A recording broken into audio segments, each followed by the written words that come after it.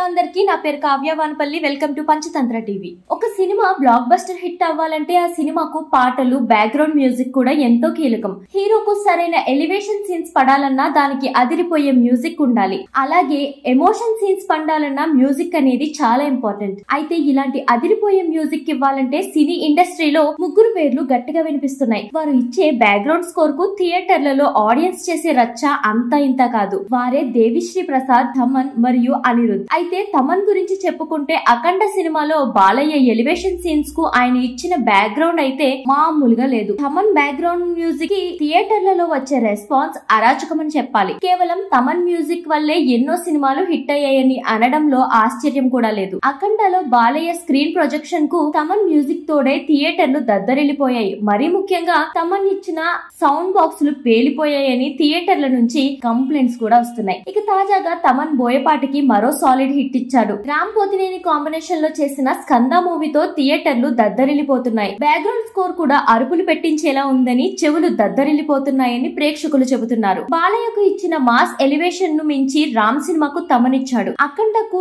ఏ మాత్రం తగ్గని స్థాయిలో సౌండ్ సొల్యూషన్ సృష్టించాడని ప్రేక్షకులు వెల్లడిస్తున్నారు. అయితే తాజాగా స్వయంగా గుంటూరుకు చెందిన గౌరీ శంకర్ థియేటర్ యాజమాన్యం అయితే ట్విట్టర్ లో దీని గురించి ఓ స్పెషల్ స్టోరీనే రాసుకొచ్చింది. తమన్ను ఎవరైనా కంట్రోల్ చేయాలని, లేదంటే థియేటర్లలో సౌండ్ సిస్టమ్స్ తట్టుకోవడం కష్టమని స్కంద సినిమా ప్రదర్శన సందర్భంగా సౌండ్ సొల్యూషన్ తట్టుకోలేక ప్రేక్షకులే సౌండ్ తగ్గించాలని విజ్ఞప్తి చేశారని, ఇది ప్రేక్షకులతో పాటు థియేటర్ల యాజమాన్యాలకు కూడా ఇబ్బందిగా మారిందని ట్విట్టర్ లో ఆ సదరు సంస్థ రాసుకుంది.